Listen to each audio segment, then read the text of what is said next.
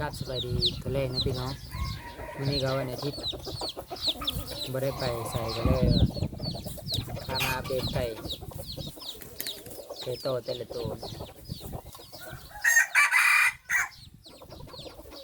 ไก่อ่อนก็มีไก่แก่ก็มีเนาะเอาหัวออนไลน์พาไปชมเลย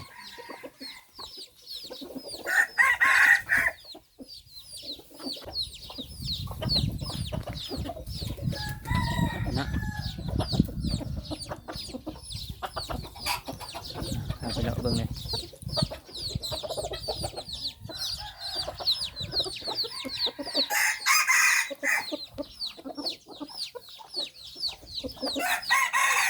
บักแดงเลือดได้ตัวนี้เด้อนี่มันมีบักแดงเลือด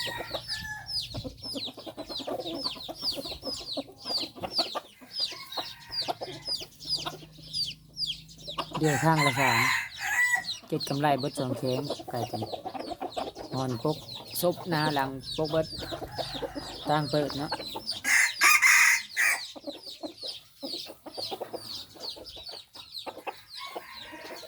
เลือดแข็งหรือว่า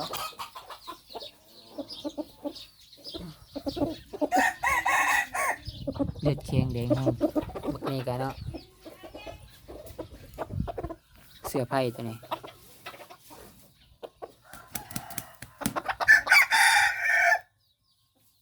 หมอนี้เสียงใหญ่ยังน้อยนะหมอนี้นำเข้ามาหมอนี้พอพันในคอกในซุ่มของเขาเอง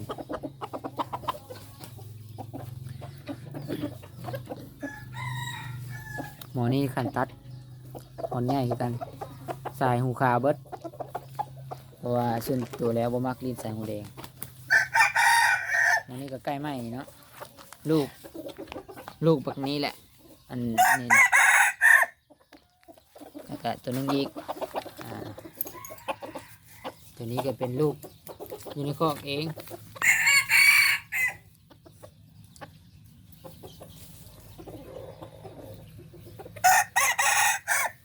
หมอนี้แบบนี้หมอนี้สิออกเหลืองเนาะออกเหลืองน้อยๆตัวน้อยๆตัวโบใหญ่ตัวนี้ไก่พอดีโตประมาณเดือยกำลังเหลี่ยมกับอยู่ในคอกก็เป็นลูกไก่ในเฮือนเองเนาะอยู่ในซุ้มเองอันนั้นก็แม่นนะอันซุ้มอยู่ในย่างนั้นลูกบักนี้นี่ลูกหมอนี้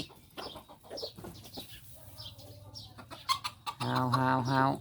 น้อยใจเกินร้อยเดือยกระตุ่มบักนั้นคือได้ขาวบักนี้คือได้ขาวนี่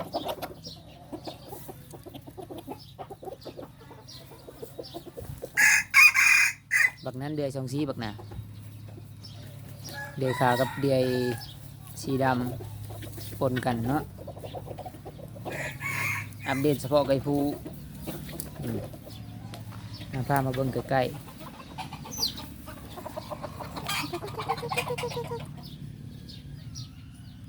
บักหิ่งห้อยเด้อตรงนี้เด้อ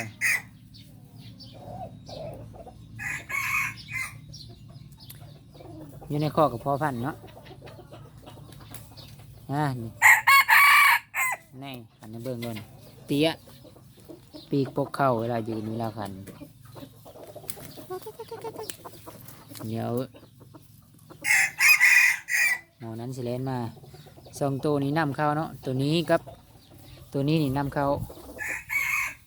สีเหลืองต่างใหญ่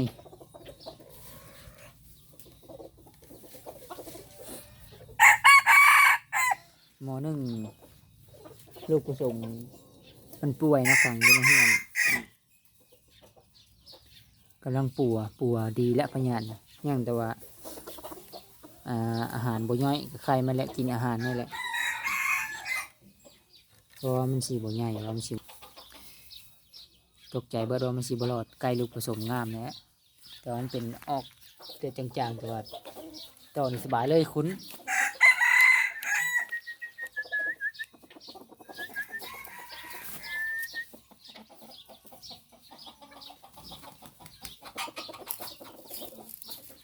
เอาที่นั่นมันเล่นมาเบิ้ง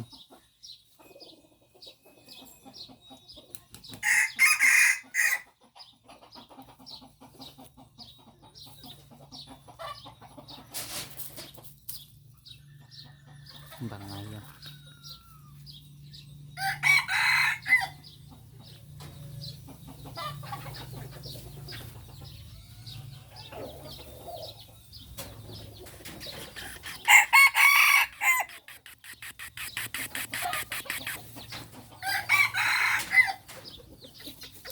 นำเข้านะหมอพระพันธุ์อยู่ในคอกนี่ก็ซื้อมา6 ใบซื้อมาแต่สวรรค์ไปเอาคนเพื่อนเลยเนาะนะโชว์ความโลเลย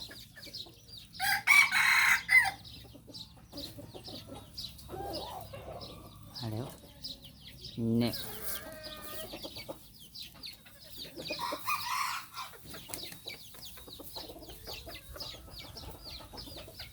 หอนี่ปกจะว่าปกตาเนาะมักเป็นใส่หอนใหญ่ส่วนโตหอนเคิร์ดนี่บ่เอาแล้วก็มักหูขาวหูแดงบ่มักแต่ว่าให้ลิ้นเนี่ยลิ้นได้หูแดง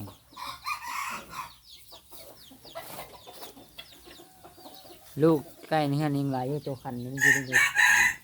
ไก่กำลังขึ้นคันไวไก่มันเป็นไก่พันธุ์น้อยไก่พันธุ์ใหญ่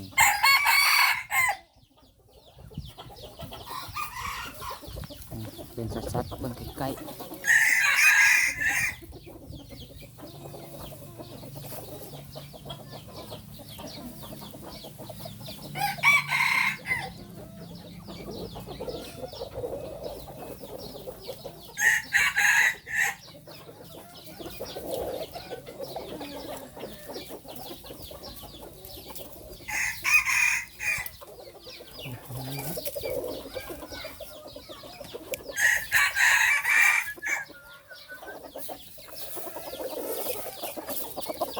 นี่สมาชิกเบิ่งใกล้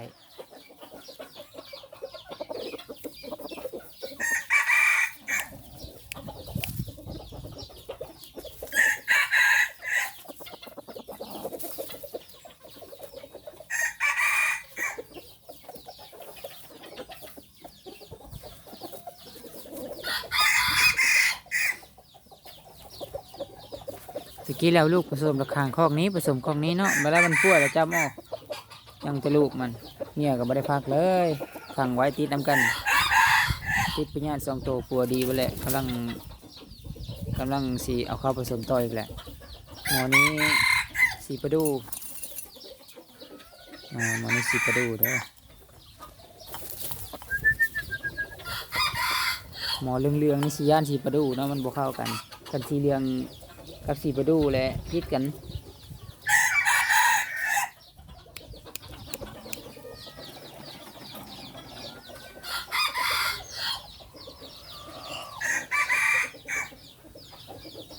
ท่าน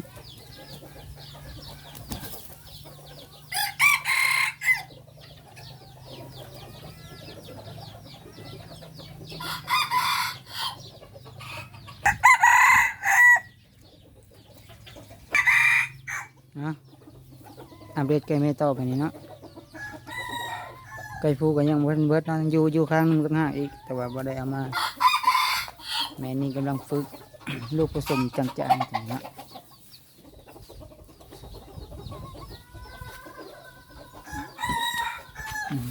แม่นี่ต่อร้อยแม่นี่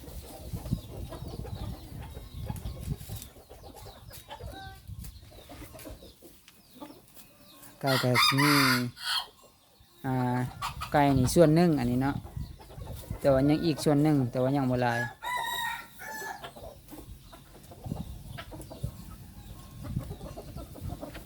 เบิ่งตรงนี้ไปก่อนมีเวลาจะที่อัปเดตให้เบิ่งอีกนะ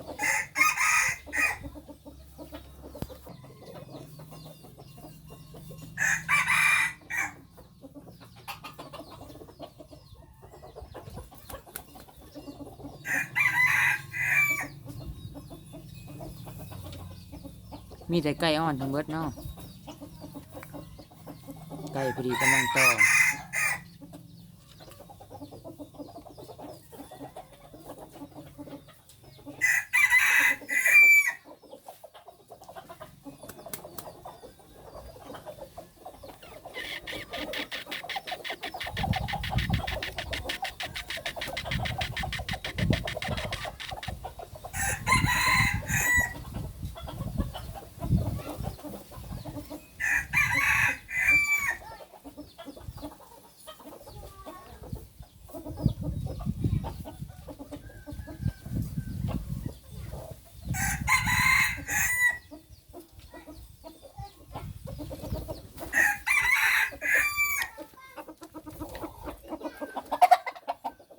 โมนี่เสียงใหญ่มาเนี่ย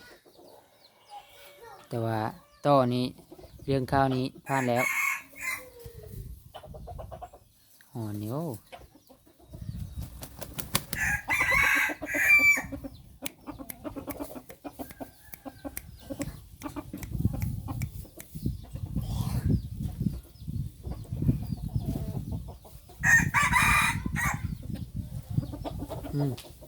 มันกระจกกันแหละ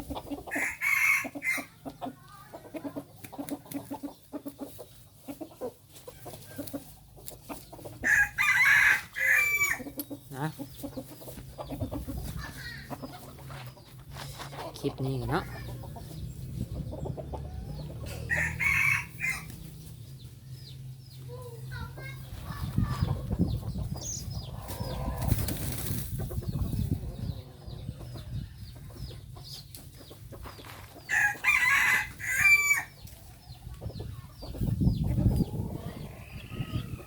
คลิปนี้กับผมมีอย่างไรนะพาเด็กไก่พอชนี้แหละมันสิยาวเกินไปเนาะสอบถามมาได้เนาะถ้าว่าต้องการไก่ยาไปโตเนาะไก่อยากไปโตเลยสป้าไว้ให้เนาะคลิปนี้ก็เบิร์ดชนี้แล้วเนาะอย่าลืมกดไลค์กดแชร์นะกดติดตามเพื่อสุขภาพที่ดีใหม่ที่ก็ลงไปขอบใจ